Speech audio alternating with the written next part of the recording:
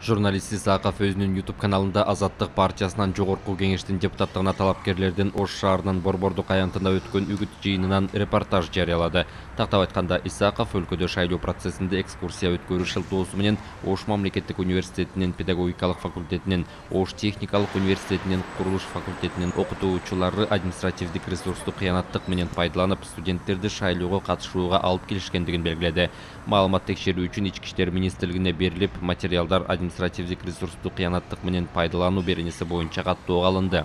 Сотко чейинки өндүрүштүн жүрүшүндө педагогика жана диний тарбия факультетинин окутуучулары экскурсия өткөрүү шылтоосу менен Ош мамлекеттик университетинин 1-курсунун студенттерин Азаттык партиясы уюштурган иш-чарага тартканы аныкталган. Мугалимдер Идаев менен Турдубаевке административдик ресурсту кыянаттык менен пайдалануу беренесин бузган деген шек менен эскертүү берилди.